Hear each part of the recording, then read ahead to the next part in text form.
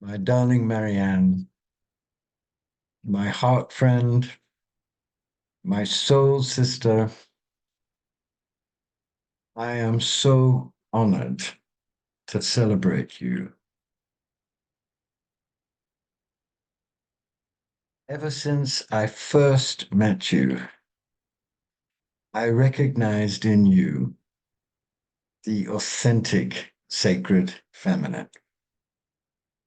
Beautiful, elegant, tender, fierce, infinitely gifted, and infinitely brave. And my heart leapt like a dolphin. And the friendship that we have had, such a deep, beautiful, frank, naked friendship of two souls, has been for me one of the holiest and most powerful and most enriching experiences of my life. And there are no words that I could use that would ever be adequate enough to thank you. It's not that, though, that I want to celebrate in front of all the people listening today. I want to celebrate something that only you could have done in our time.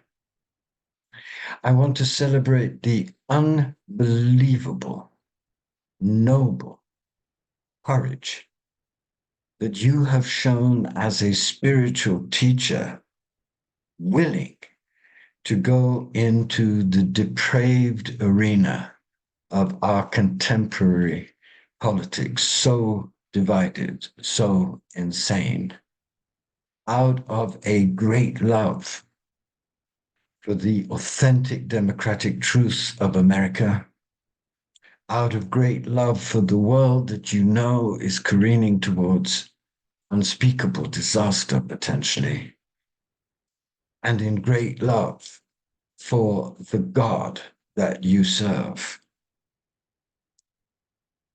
Nothing could have been more dangerous, more difficult, and at times more painful. I know that from our intimate discussions. And everyone who knows you and knows how unprecedented and how demanding and how incredibly brave this plunging of your whole being into the political arena is, must join with me now and bow to you and salute you. What I want to say to you from the depths of my heart is not only thank you. Thank you for showing the whole spiritual world the necessity of taking politics seriously, the necessity of trying to infuse all of our social, economic, and political worlds with true love and true commitment to justice. Thank you, thank you, thank you. Not only that, thank you, though, but thank you for going through yourself everything that you've had to go through to represent the noblest spiritual truth in the most difficult arena of all. Whatever happens to your quest for the presidency, and of course I have supported it and honored it and asked everyone I know to support and help with financial aid or prayers, your great work. Whatever happens, I want you to know something that I and many others know already, which is that whether your quest realizes its goal now or not. And that is, of course, in God's hands. The example that you and you alone have been intrepid enough to represent, that example will never die in the sacred imaginations of the spiritual world and the sacred imaginations of those who love you and have been so awed by your fierce and glorious example.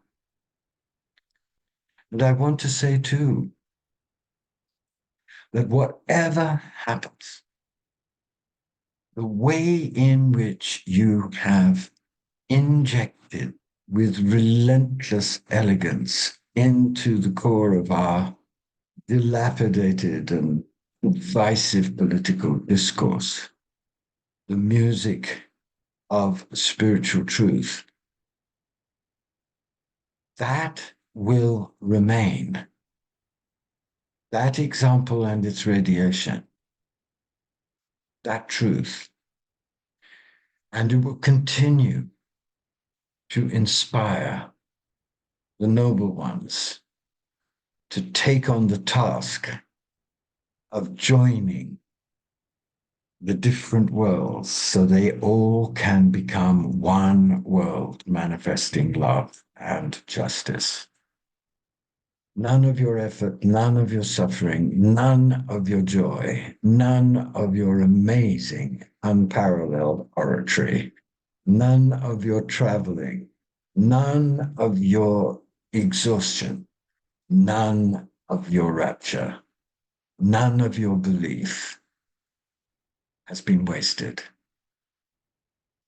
It will last in the American sacred imagination, and it over time will wreak many and subtle miracles. Just saying that amazes me and fills me with joy. And it is my hope that on this day, when you receive from the ones you love the truth of their love, that you will be filled up with that truth.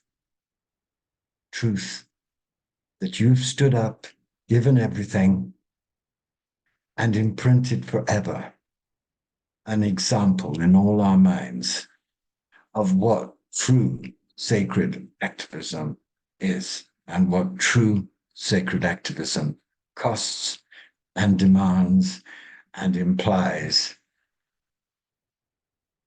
How could any of us find the words to thank you enough? I love you, moved by you. I'm deeply touched by you. I'm honored to say these words to you.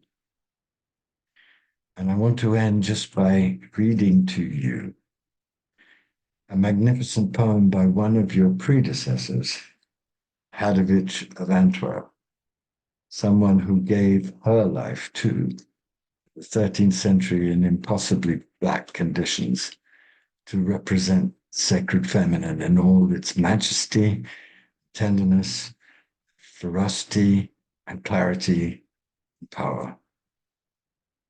So from me to Hadovich, from Hadovich to me to you, these words. Whoever wants to acquire love must not keep back anything and give herself always to her. She must suffer for what her heart has chosen, and she must surrender in pain, in sufferings, in joys, in the chains of love. This is how she will be given to know the noble being in the abyss of love. Marianne, I know that you and I both have been graced to know who that noble being is. And I pray that whatever happens now, your heart will be so graced by that noble being that you will continue in joy and fortitude to pour out your unparalleled gifts in whatever way you are guided to do for all of us.